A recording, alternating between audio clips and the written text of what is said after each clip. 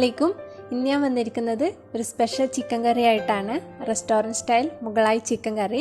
നല്ല tasty and variety ആയിട്ടുള്ള ഒരു കറിയാണ്. വീട്ടിൽ ഗസ്റ്റൊക്കെ വന്നാൽ സ്പെഷ്യലായിട്ട് ഉണ്ടാക്കി കൊടുക്കാൻ പറ്റിയ നല്ല ടേസ്റ്റി ആയിട്ടുള്ള ഒരു കറിയാണ്. അപ്പോൾ അതെങ്ങനെയാണ് ഉണ്ടാക്കുന്നതെന്ന് നോക്കാം.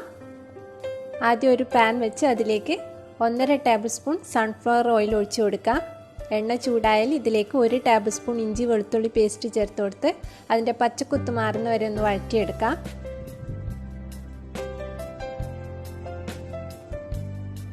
ഇനി ഇതിലേക്ക് ചെറുതായി ചോപ്പ് ചെയ്ത 2 മീഡിയം സൈസ് സവാള ചേർത്ത് നല്ല പോലെ ഒന്ന് വഴറ്റിയെടുക്കണം. സവാള എളുപ്പത്തിൽ വഴന്ന് കിട്ടാൻ കുറച്ച് ഉപ്പ് കൂടി ചേർത്ത് കൊടുക്കുന്നുണ്ട്.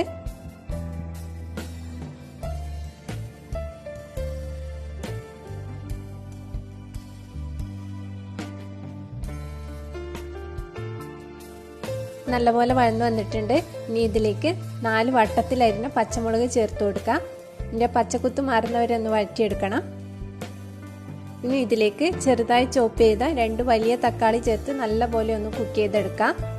ഇതൊരു 10 ഇയേഴ്സ് ബാക്ക് ഒരു മുഗളായി റെസ്റ്റോറൻറ്റിൽ നിന്ന് കഴിച്ച റെസിപ്പിയാണ്. വളരെയധികം ഇഷ്ടമായി എനിക്ക്. ഞാൻ വീട്ടിൽ വന്ന് ട്രൈ ചെയ്ത് നോക്കി. അപ്പോൾ അതേ ഒരു പെർഫെക്ഷനിൽ തന്നെ കിട്ടിയിട്ടുണ്ടായിരുന്നു. അപ്പോൾ നിങ്ങളായിട്ടൊന്ന് ഷെയർ ചെയ്യാൻ കരുതി. തക്കാളി നല്ലപോലെ കുക്കായിട്ടുണ്ട്. ഇനി ഇതിലേക്ക് നമുക്ക് പൊടികൾ ചേർത്ത് കൊടുക്കാം. 1/2 ടീസ്പൂൺ മഞ്ഞൾപ്പൊടി, 1 ടേബിൾ സ്പൂൺ കാശ്മീരി മുളക് പൊടി, 1/2 ടേബിൾ സ്പൂൺ മല്ലിപ്പൊടി, ഇതെല്ലാം ചേർത്ത് നല്ലപോലെ ഒന്ന് മൂപ്പിച്ചെടുക്കാം. പൊടികൾ ചേർത്ത് കൊടുക്കുമ്പോൾ ഫ്ലെയിം ഒന്ന് കുറച്ച് വെച്ചിട്ട് വേണം ചേർത്ത് കൊടുക്കാൻ. ഇതിലേക്ക് 1/4 ടീസ്പൂൺ നല്ല ജീരകം പൊടിച്ചത് കൂടി ചേർത്ത് കൊടുക്കുന്നുണ്ട്. നല്ലപോലെ ഒന്ന് മൂപ്പിച്ചെടുക്കാം. ഈ ഒരു രീതിയിലാണ് ഉണ്ടാക്കേണ്ടതെന്ന് അറിയില്ല, പക്ഷെ അതേ ടേസ്റ്റിൽ കിട്ടിയിട്ടുണ്ട്. വീട്ടിൽ ഇത് ഇടയ്ക്കിടെ ഉണ്ടാക്കാറുണ്ട്. ഇനി ഇതിലേക്ക് നമുക്ക് 1 കപ്പ് വെള്ളം കൂടി ചേർത്ത് നല്ലപോലെ ഒന്ന് തിളപ്പിച്ചെടുക്കാം.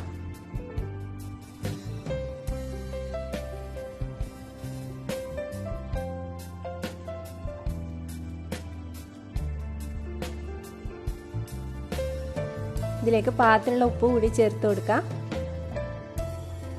നല്ലപോലെ ഒന്ന് തിളച്ച് വന്നാൽ ഇതിലേക്ക് കഴുകി വെച്ചിരിക്കുന്ന ചിക്കൻ ചേർത്ത് കൊടുക്കാം. ഞാൻ ഇവിടെ 1/4 കിലോ ചിക്കനാണ് എടുത്തത്. നല്ലപോലെ ഒന്ന് മിക്സ് ചെയ്ത് ചിക്കൻ വെന്ത് വരുന്നവരെ ഒന്ന് കുക്ക് ചെയ്തെടുക്കാം. ഏകദേശം ഒരു 15 മിനിറ്റ് എടുക്കും. ചിക്കൻ പാകത്തിന് വന്നിട്ടുണ്ട്. ഇനി ഇതിലേക്ക് 1 കൈപ്പിടി അണ്ടിപ്പരിപ്പ് കുതിർത്തതും 3 ടേബിൾ സ്പൂൺ ക്രീമും കൂടി മിക്സിയിൽ നല്ലപോലെ പേസ്റ്റ് ആക്കിയതാണ്. അതുകൂടി ചേർത്ത് നല്ലപോലെ ഒന്ന് യോജിപ്പിച്ചെടുക്കാം.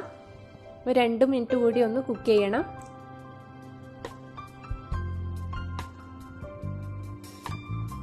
ഇനി ഇതിലേക്ക് 1 ടീസ്പൂൺ കസൂരി മെത്തിയും 1/4 ടീസ്പൂൺ ഗരം മസാലയും കൂടി ചേർത്ത് കൊടുക്കണം.